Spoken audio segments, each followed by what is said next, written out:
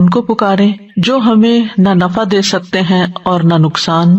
اگر ایسا ہوا تو ہم اپنی ایڑیوں پر پھیر دیے جائیں گے بعد اس کے کہ اللہ نے ہمیں ہدایت دی، اس شخص کی طرح جسے شیطانوں نے زمین میں حیران کر کے بہکا دیا ہو، جبکہ اس کے کچھ ساتھی ہیں جو اسے ہدایت کی طرف بلاتے ہیں کہ آ جاؤ ہمارے پاس. کہہ دیجئے بے شک اللہ کی ہدایت ہی دراصل ہدایت ہے، اور ہم حکم دیے گئے ہیں کہ رب العالمین کے لیے فرما بردار بن جائیں. یہ مثال سورۃ الانعام میں بیان ہوئی ہے. اس سے پہلے کی آیات میں اللہ سبحانہ وتعالیٰ نے اپنے نبی کو حکم دیا کہ وہ کفار سے کہہ دیں کہ مجھے اللہ کے سوا کسی اور کی عبادت سے منع کیا گیا ہے، اور اگر میں نے ان کی خواہشات کی پیروی کی جو مجھے غیر اللہ کی عبادت کے لیے بلاتے ہیں تو میں گمراہ ہو جاؤں گا. اس کے بعد اس صورت میں اللہ سبحانہ وتعالیٰ نے واضح انداز میں توحید کے دلائل پیش کیے کہ اللہ ہی کے پاس غیب کی کنجیاں ہیں، وہ خشکی اور سمندر میں موجود ہر چیز کو جانتا ہے. کوئی پتا بھی جو گرتا ہے تو اللہ اسے جانتا ہے. دن اور رات کا انتظام اس کے ہاتھ میں ہے. وہی بندوں کو فوت کرتا ہے، نگہبان فرشتے بھیج کر روحیں قبض کرتا ہے. وہی بندوں کی پکار سنتا ہے جب وہ اسے تکلیف میں پکارتے ہیں. قل اللہ ینجیکم منہا ومن کل کرب ثم انتم تشرکون. کہہ دیجئے اللہ ہی تمہیں نجات دیتا ہے اس مشکل سے اور ہر مصیبت سے، پھر تم شریک ٹھہراتے ہو. اس کے بعد اللہ تعالیٰ نے اپنے نبی کو حکم دیا کہ ان لوگوں کو چھوڑ دیں جنہوں نے اپنے دین کو کھیل بنا رکھا ہے. ان سب باتوں کے بعد یہ مثال بیان کی گئی. مفسر سدی کہتے ہیں کہ مشرکین نے مسلمانوں سے کہا تھا کہ ہمارے راستے کی پیروی کریں اور محمد صلی اللہ علیہ وسلم کے دین کو چھوڑ دیں. یعنی انہوں نے لوگوں کو بہکانے کی کوشش کی، نبی صلی اللہ علیہ وسلم کے طریقے سے پھیرنے کی کوشش کی ان لوگوں کو جو ایمان لا چکے تھے. تو اللہ سبحانہ تعالیٰ نے اس کے جواب میں یہ آیت کریمہ نازل فرمائی، قل اندعو من دون اللہ ما لا ينفعنا ولا يضرنا ونرد على اعقابنا بعد اذ هدانا اللہ. اس میں آپ دیکھیے کہ اللہ سبحانہ تعالیٰ نبی صلی اللہ علیہ وسلم کے ذریعے یہ بات کہلوا رہے ہیں، جو اس بات کی علامت ہے کہ اس بات میں ایک تاکیدی حکم پایا جاتا ہے، ایک تنبیہ پائی جاتی ہے. قل کہہ دیجئے اے رسول صلی اللہ علیہ وسلم، اللہ کے ساتھ شرک کرنے والوں، اس کے ساتھ دوسرے معبودوں کو پکارنے والوں اور گمراہی میں پڑنے والوں سے کہہ دیجئے اندعو من دون اللہ، کیا ہم پکاریں اللہ کے سوا، یعنی اللہ کو چھوڑ دیں اور جس دین پر تم ہو، یعنی شرک کے دین پر جس میں غیر اللہ کی عبادت کی جاتی ہے، غیر اللہ سے دعائیں مانگی جاتی ہیں، چاہے وہ بت ہوں، آستانے ہوں، درخت اور پتھر ہوں، روحانی مخلوق ہوں، فرشتے ہوں، انسان ہوں، شیطان ہو، کوئی بھی، یعنی اللہ کے سوا وہ سارے معبود جن کو لوگ پکارتے ہیں وہ سب اس پہ شامل ہو جاتے ہیں.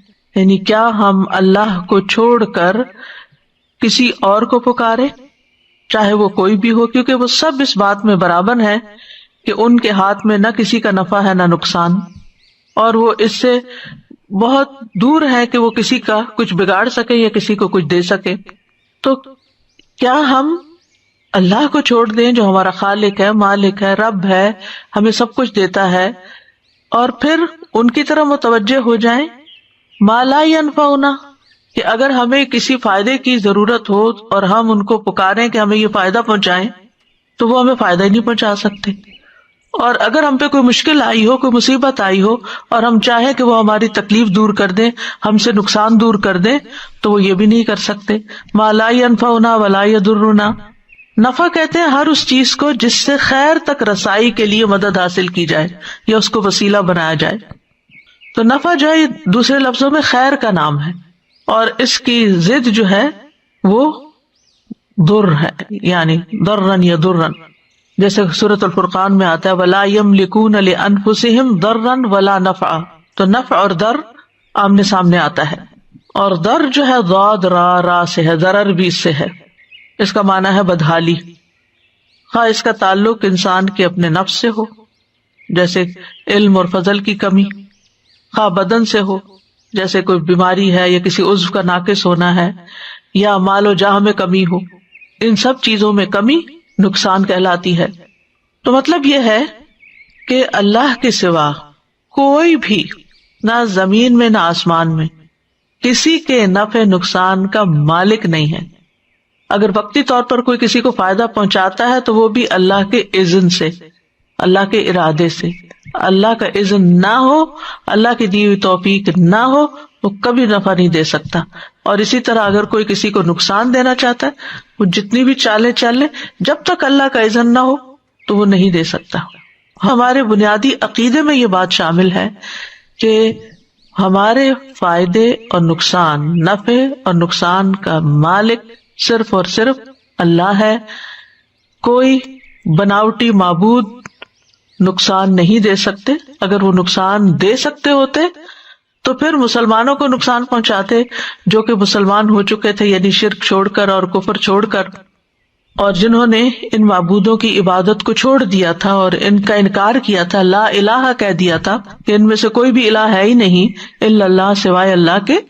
تو سمجھنے کی بات یہی ہے کہ اللہ کے سوا کوئی کسی کے نفع نقصان کا مالک نہیں. سورۃ الزمر میں بھی آتا ہے، قل افرأيتم ما تدعون من دون الله ان ارادني الله بضر هل هن كاشفات ضره او ارادني برحمة هل هن ممسكات رحمته قل حسبي الله عليه يتوكل المتوكلون. کہہ دیجئے، کیا تم نے غور کیا، تم نے سمجھا اس بات کو کہ جن کو تم اللہ کے سوا پکارتے ہو، اگر اللہ مجھے کوئی نقصان دینا چاہے تو کیا یہ اس نقصان کو دور کر سکتے، یا مجھے اپنی رحمت سے نوازنا چاہے تو یہ اس کی رحمت کو روک سکتے ہیں؟ ان سے کہہ دیجئے مجھے اللہ ہی کافی ہے، اور بھروسہ کرنے والے اسی پر بھروسہ کرتے ہیں. تو اس سے یہ پتہ چلتا ہے کہ ہمارا بھروسہ اس معاملے میں صرف اور صرف اللہ سبحانہ وتعالیٰ پر ہی ہونا چاہیے، کیونکہ وَإِن يَمْسَسْكَ اللَّهُ بِضُرٍّ فَلَا كَاشِفَ لَهُ إِلَّا هُوَ وَإِن يُرِدْكَ بِخَيْرٍ فَلَا رَادَّ لِفَضْلِهِ.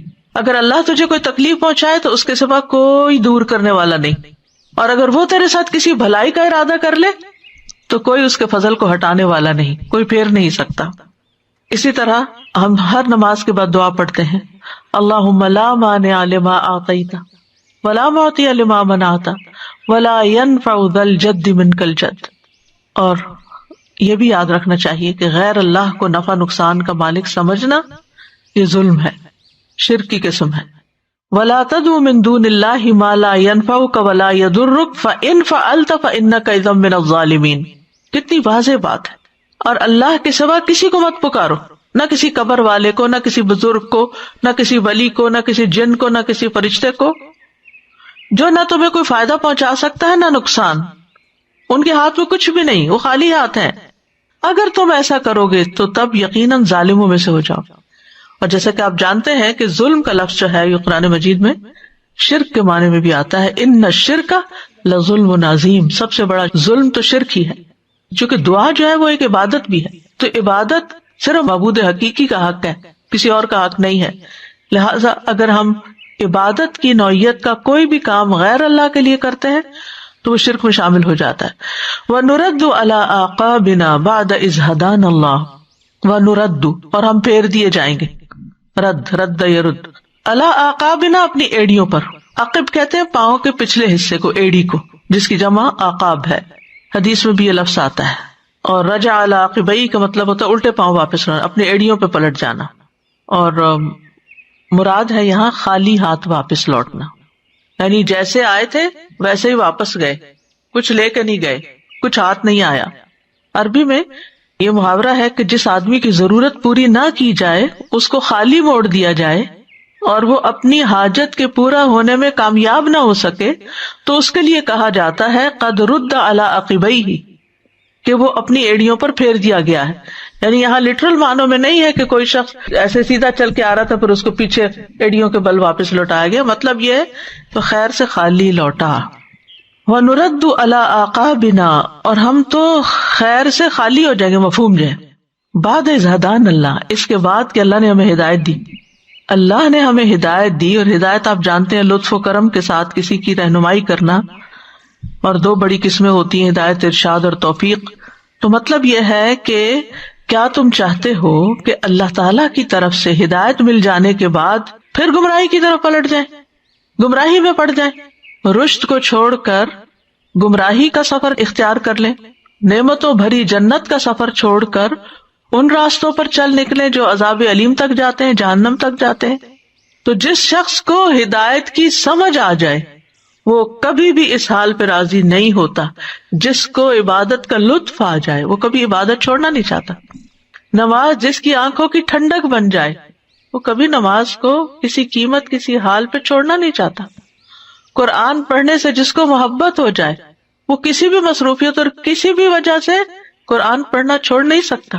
جس کو اللہ کی معرفت ہو جائے، پہچان ہو جائے، پھر وہ غیر اللہ کی طرف توجہ کر ہی نہیں سکتا. یعنی اللہ نے ہمیں ہدایت دے دی، ہمیں اپنا رستہ اپنی منزل نظر آ گئی. اب تم ہمیں واپس پلٹانا چاہتے ہو کہ دور جاہلیت میں جس گمراہی میں ہم پڑے ہوئے تھے اسی میں واپس لوٹ جائیں.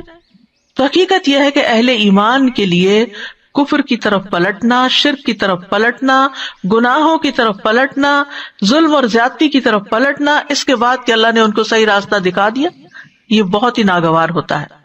انس رضی اللہ عنہ نبی صلی اللہ علیہ وسلم سے بیان کرتے ہیں، آپ نے فرمایا جس شخص میں 3 خصلتیں ہوں گی وہ ایمان کی مٹھاس، سویٹنس پالے گا. جس شخص کو اللہ اور اس کا رسول پوری دنیا سے زیادہ محبوب ہو، اور جو شخص کسی بندے سے محبت کرے تو صرف اللہ کے لیے کرے، اور جو شخص کفر سے نکلنے کے بعد کفر کی طرف لوٹنے کو اس طرح برا سمجھے گویا اسے آگ میں ڈالا جا رہا ہے. یعنی جب ایمان کی حلاوت دل میں آ جاتی تو پھر انسان کو کفر کی طرف پلٹنا کسی قیمت پہ گوارا نہیں ہوتا. اگر کوئی ایسا کرے تو پھر اس کی مثال تو یوں ہے، کالذی استہوتہ الشیاطین فی الارض حیران لہ اصحاب یدونہ الی الہدی ائتنا. اس کی مثال اس شخص کی طرح ہے، استہوتہ کا مادہ ہا واو یا ہے، ہوا. اگر یہ سمع یسمع کے وزن پر آئے تو اس کا مطلب ہوتا ہے خواہشات نفسانی کی طرف مائل ہونا. یعنی ہوا کا مطلب ہے انسان کا اپنی خواہشات کی طرف جھک جانا. اور جو شخص اپنی خواہشات کی تکمیل کے لیے دوڑ پڑتا ہے پھر وہ اپنے مقام سے گر کے مصیبتوں میں جا پڑتا ہے، آخر کار ہاویہ میں جا گرتا ہے. ہوا جو ہے ہاویہ میں لے جاتی، یعنی ہوا پستی کی طرف اترنے کے لیے بھی آتا ہے. اور ہوا یہوا ہو، اگر ایک ہے نا ہوا یہوی، سمع یسمع ہوا یہوا، اور دوسرا ہے یہوی یعنی گرنے والے کے معنی میں. اور ہوا جو ہے جو فضا کے اندر ہوا ہے اوپر جانے کے لیے، آسمان اور زمین کی فضا کو بھی کہتے ہیں. تو استہوا کا مطلب ہے عقل کو لے اڑنا اور پھسلا دینا.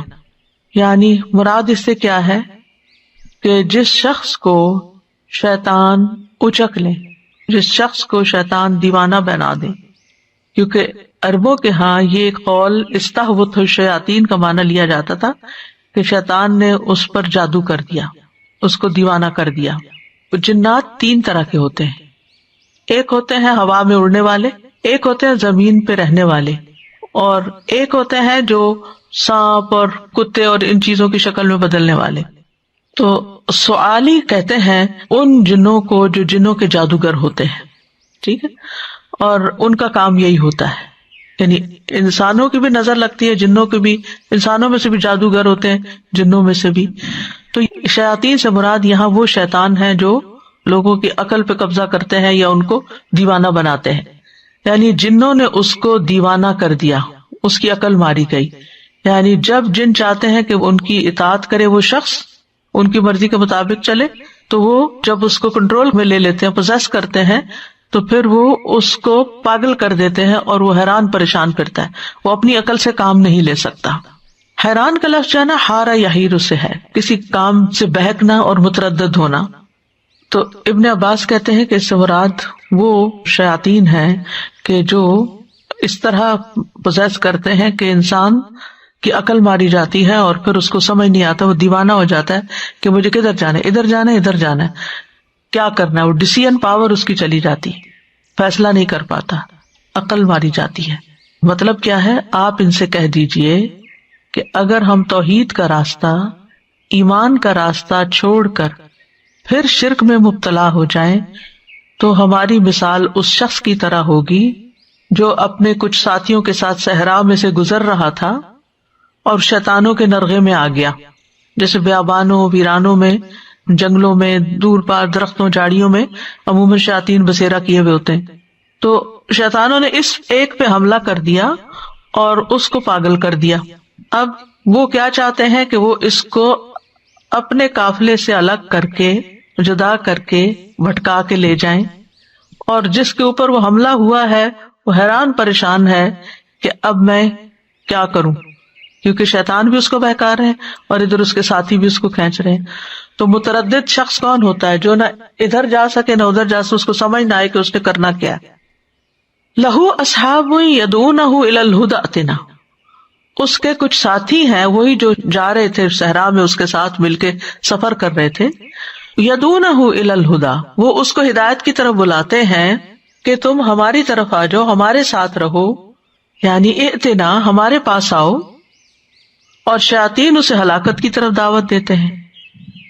تو وہ دونوں کے درمیان حیران سرگردان ہے۔ تو مطلب یہ ہے اللہ سبحانہ تعالیٰ اس مثال سے کیا سمجھانا چاہتے ہیں کہ اگر تم نے ایمان لانے کے بعد کفر کا رستہ اختیار کیا، ہدایت کے بعد تم گمراہی میں پڑے، تو تمہاری مثال اس شخص کی مثال کی طرح ہوگی جو کچھ لوگوں کے ساتھ مل کر نکلا سفر پہ، اور پھر بیچ میں اس پر شیطانوں نے حملہ کر دیا اور وہ اپنا اصل مقصد سفر کا بھول گیا، اور شیطانوں نے اس کو بہکا دیا، وہ حیران سرگرداں ہے، جبکہ اس کے دوسرے ساتھی جو اس کے ساتھ ہی مسلمان ہوئے تھے، جو اپنی منزل کی طرف جا رہے ہیں، وہ بدستور اپنے رستے پہ چلتے رہے، اور جب انہوں نے دیکھا کہ ان کا ایک ساتھی بھٹک کے کہیں اور جا رہا ہے، ان کا ساتھ چھوڑ رہا ہے، تو بھٹکتے دیکھ کر انہوں نے اس کو بھی بلانا شروع کر دیا کہ ہمارے پاس آ جاؤ، ہم سیدھے رستے پہ چل رہے ہیں، لیکن اس نے ان کے ساتھ جانے سے انکار کر دیا۔ تو یہ مثال ہے اس شخص کی جو محمد صلی اللہ علیہ وسلم کو نبی کے طور پہ پہچاننے کے بعد پھر مشرک شیطان جو لیڈرز ہیں ان کے، یا جو بہکانے والے لوگ ہیں، ان کے بہکاوے میں آ کر اپنی منزل کھو دے اور سیدھا رستہ کھو دے۔ ایک اور معنی یہ بھی لیا جا سکتا ہے کہ جو شخص ایمان میں آنے کے بعد پھر مرتد ہو جائے۔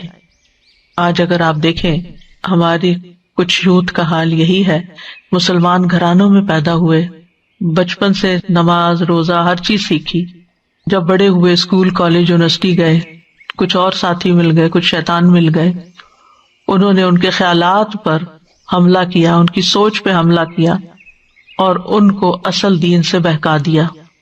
اب جو پچھلے ساتھی ہیں ہدایت والے، مسلمان گھرانہ ہے، خود ماں باپ ہیں، رشتے دار ہیں، پرانے دوست ہیں، وہ اپنے اس ساتھی کو واپس لانے کی کوشش میں ہیں کہ تم یہ رستہ نہیں چھوڑو، ہمارے ہی رستے پہ آؤ، لیکن کچھ شیطان اس کو اس طرح بہکائے ہوئے ہیں کہ اب وہ ان دونوں کے بیچ میں ایک طرف ماں باپ بلاتے ہیں دین کی طرف، اور دوسری طرف وہ دوست بلاتے ہیں شیطان جو دین سے دور بہکاتے ہیں۔ اب اس کا حال بیچ میں کیا ہے؟ جو بھٹک گیا، گمراہی میں پڑ گیا، اس کا حال کیا ہے کہ حیران، کنفیوزڈ، پریشان، چین میں نہیں۔ یہ نہیں کہ اگر اس نے ایمان کو چھوڑ دیا ہے یا ایمان چھوڑ کر کفر اختیار کر لیا ہے تو اس کو سیٹسفیکشن ہو گئی ہے، یہ اطمینان قلب نصیب ہو گیا ہے جو پہلے نہیں تھا، یا وہ سمجھتا ہے کہ اب وہ بہت اچھا ہے۔ نہیں، اس کی کنڈیشن حیران کی کنڈیشن ہے، اس کو اپنی منزل نظر نہیں آ رہی، اس کو اپنا فیوچر سمجھ نہیں آ رہا کہ اب اس کو کدھر جانا ہے۔ تو ہر سوسائٹی کے اندر، ہر معاشرے کے اندر دونوں طرح کے لوگ ہوتے ہیں، کچھ مخلص ساتھی ہوتے ہیں، دوست ہوتے ہیں جو ہدایت کی طرف بلاتے ہیں، کچھ ایسے لوگ ہوتے ہیں جو دین کے دائی ہوتے ہیں، جو محمد صلی اللہ علیہ وسلم ان کے ساتھی اور اس کے بعد احسان کے درجے میں جنہوں نے ان کی پیروی کی ہمیشہ ہر دور میں، اور اس کے ساتھ ہی کچھ ابو جہل اور ابو لہب بھی ہوتے ہیں جو لوگوں کو ہدایت سے روکتے ہیں، اور پھر ان کے کچھ چیلے بھی ہوتے ہیں جو لوگوں کے پیچھے پڑ جاتے ہیں اور ان کو بہکا کے دم لیتے ہیں۔ تو جو ہدایت کے بعد گمراہی میں پڑ جائے پھر اس کی مثال یہی ہے جس کو یہاں واضح کیا گیا ہے، کیونکہ عربوں کے ہاں یہ چیزیں بہت عام تھی، یعنی جنات کے ساتھ انٹریکشن، اور جنات کی وجہ سے ان کی زندگیوں پر جو اثرات ہوتے تھے، جیسے وہ سود کی مثال میں آتا ہے نا کہ شیطان نے اسے مس کر کے دیوانہ کر دیا ہو، تو یہ مس سے شیطان جو ہے، شیطان کا مس کرنا یا پوزیس کرنا، یہ کانسیپٹ دور جاہلیت میں بھی تھا، اور وہ عربوں کے ہاں خوب تھا، بہت اچھی طرح سمجھتے تھے، اور ان کے سامنے ایسے لوگ ہوتے تھے جن کو ایسی کوئی بیماری لاحق ہو جاتی تھی۔ تو مطلب یہ ہے کہ جو لوگ بھی آپ کو، آپ کے عزیزوں پیاروں کو اس بات کی دعوت دے کہ دین کا راستہ چھوڑ دو، اللہ کا راستہ چھوڑ دو، اسلام کا راستہ چھوڑ دو، وہ پھر ایسے ہی شیطان ہیں اور وہ ایسے ہی بہکانے والے ہیں، اور وہ کسی منزل تک نہیں پہنچانے والے، وہ لا کے بیچ ایسے صحرا کے چھوڑیں گے کہ حیران، کہ وہ حیران پریشان ہوں گے کہ اب جائیں کہاں۔ تو ایمان لانے کے بعد مرتد ہو جانے کو اللہ تعالیٰ مجنون کے عقل کے چلے جانے کے ساتھ تشبیہ دے رہے ہیں۔ اور بیابان راستے میں بھٹکنے سے مراد کیا ہے؟ یعنی کفر اختیار کرنے کی وجہ سے جو حیرانی پریشانی ہے، کیونکہ اس کی کوئی گراؤنڈنگ نہیں ہے نا، اس کے لیے کوئی دلیل نہیں، شرک کے لیے اللہ نے کوئی دلیل اتاری نہیں، گمراہی کے کوئی سالڈ گراؤنڈ نہیں ہے، اس لیے یہاں پر وہ جو حیرانی پریشانی کی کیفیت ہے وہ موجود ہے۔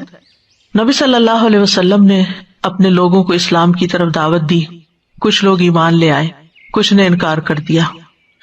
جب یہ انکار کرنے والوں نے دیکھا کہ دن بہ دن آپ کے ماننے والوں کی تعداد بڑھتی جا رہی ہے، تو انہوں نے ہر وہ راستہ اختیار کیا جو لوگوں کو دین کے راستے سے روکے، یصدون عن سبیل اللہ۔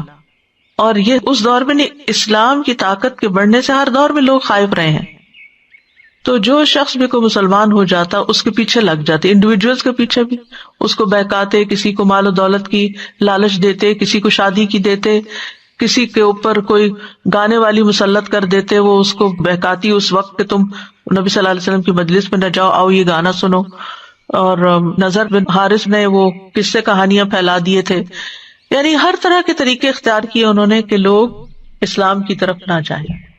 یریدون لیطفئوا نور اللہ بافواہہم، یعنی شیطان کا کام کیا ہے؟ لوگوں کو ہدایت سے پھیرنا، اور اس کے لیے وہ ٹولز استعمال کرتا ہے، انسانوں میں سے بھی جنوں میں سے بھی۔ تو ان ٹولز کا جو شکار ہو جاتے ہیں اور ہدایت سے پھر جاتے ہیں، پھر وہ اسی طرح کے کنفیوز لوگ ہوتے ہیں۔ نبی صلی اللہ علیہ وسلم نے اس بات کو ایک اور انداز سے بھی سمجھایا۔ مسند احمد کی روایت ہے، رسول اللہ صلی اللہ علیہ وسلم نے ایک مثال بیان کی کہ ایک صراط مستقیم ہے جس کی دونوں جانب دیواریں ہیں، یعنی راستہ ہے اور دونوں طرف والز ہیں۔ ان دیواروں میں دروازے کھلے ہوئے ہیں، دروازوں پہ پردے لٹک رہے ہیں، اور راستے کے مرکزی دروازے پہ سینٹرل ڈور پر ایک داعی کھڑا ہے، کہہ رہا ہے لوگوں سب کے سب اس میں داخل ہو جائیں، اس دروازے سے اندر چلو۔ یعنی جو پاتھ ہے اس کے بیچ میں ایک دروازہ ہے، یعنی جیسے یہ راستہ ہے نا، یہاں دروازہ لگا ہوا ہے، اور اس دیوار کے یہاں بھی کچھ سائڈ پہ دروازے کھل رہے ہیں۔ تو اب وہاں پر ایک شخص کھڑا ہے اس سینٹرل ڈور پہ، وہ کہتا ہے کہ ادھر چلو، یہ سیدھا راستہ ہے، رائٹ لیفٹ نہیں جانا۔ جب کوئی شخص ان میں سے کوئی دروازہ کھولنا چاہتا ہے، یعنی ہے ابھی سیدھے راستے پر، ادھر یا ادھر ہونا چاہتا ہے، تو وہ اس سے کہتا ہے تمہاری بربادی ہو، اسے مت کھولنا۔ اگر تم نے اسے کھول دیا، جو وال پہ دروازے ہیں، سینٹرل ڈور کی بجائے وال کے دروازے کھول دیے، تو تم اس میں داخل ہو جاؤ گے۔ پھر آپ نے فرمایا صراط سے مراد اسلام ہے، دیواروں سے مراد حدود اللہ ہے، کھلے ہوئے دروازے اللہ تعالیٰ کی حرام کردہ چیزیں ہیں، اور راستے کے مرکزی دروازے پر جو داعی ہے وہ اللہ کی کتاب ہے، اور راستے کے عین بیچ میں جو داعی ہے وہ ہر مسلمان کے دل میں اللہ کا ایک واعظ ہے۔ تو شیاطین جو ہیں یہ اسلام کے راستے پر بیٹھتے ہیں۔ رسول اللہ صلی اللہ علیہ وسلم نے فرمایا، بے شک آدم کے بیٹے کو گمراہ کرنے کے لیے شیطان اس کے مختلف راستوں پر گھات لگا کر بیٹھ گیا، بس وہ اس کے اسلام کے راستے پر بیٹھ کر مسلمان ہونے والے کو کہتا ہے، کیا تو اسلام قبول کرتا ہے، اپنے آباء و اجداد کے دین کو چھوڑتا ہے؟ لیکن ابن آدم اس کی بات نہیں سنتا، نافرمانی کرتا اور اسلام قبول کر لیتا ہے۔ یعنی from the very first moment جب انسان اسلام میں داخل ہی ہونا چاہتا ہے، شیطان اس کو بھی بہکاتا ہے، اسے خوف دلاتا ہے اور پریشان کرتا ہے اور مسلمان نہیں ہونے دیتا۔ پھر وہ سارے بیریئرز کراس کر کے اسلام میں داخل ہو جاتا ہے، پھر وہ اس کی ہجرت کے راستے پہ بیٹھ جاتا ہے، اسے کہتا ہے اب تو ہجرت کرتا ہے، اپنے زمین و آسمان یعنی اپنے علاقے کو چھوڑنے لگا ہے۔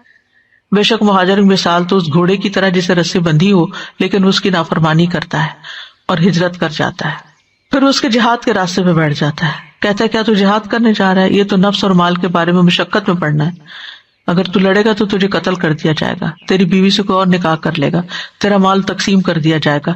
پھر وہ اس کی نافرمانی کرتا ہے اور جہاد کرتا ہے۔ پھر رسول اللہ صلی اللہ علیہ وسلم نے فرمایا، جس نے شیطان کے ساتھ ایسے کیا تو اللہ عز و جل پر یہ حق ہے کہ وہ اسے جنت میں داخل کرے، اور جو راستے میں قتل کر دیا گیا تو اللہ تعالیٰ پر حق ہے، یعنی وہ اگر ہجرت جہاد میں مارا بھی گیا تو اللہ پہ حق ہے کہ اسے جنت میں داخل کرے۔ یعنی کتنی بھی رکاوٹیں آئیں اس راستے کو نہیں چھوڑنا، کیونکہ شیطان تو انسان کو اسلام کے علاوہ دیگر راستوں کی طرف دعوت دیتا رہے گا۔ نبی صلی اللہ علیہ وسلم نے ایک موقع پر صحابہ کے سامنے ایک لکیر کھینچی، فرمایا یہ ایک راستہ ہے، پھر اس کے دائیں بائیں کچھ لکیریں کھینچی، پھر فرمایا یہ مختلف راستے ہیں جن میں سے ہر راستے پہ شیطان بیٹھا ہے کہ ان راستوں پہ چلنے کی دعوت دے رہا ہے۔ پھر آپ نے یہ آیت تلاوت کی، ان ھذا صراطی مستقیما فاتبعوہ ولا تتبعوا السبل فتفرق بکم عن سبیلی، یہ میرا سیدھا راستہ ہے سو اس کی پیروی کرو، دوسرے راستوں کے پیچھے نہ پڑو ورنہ تم اللہ کے راستے سے بھٹک جاؤ گے۔ تو ایک ہے اسلام چھوڑ دینا اور ایک ہے اسلام چھوڑنا نہیں لیکن اطاعت چھوڑ دینا، اور یہ بھی بڑی خطرناک چیز ہے۔ یعنی جب انسان اطاعت کے کام چھوڑ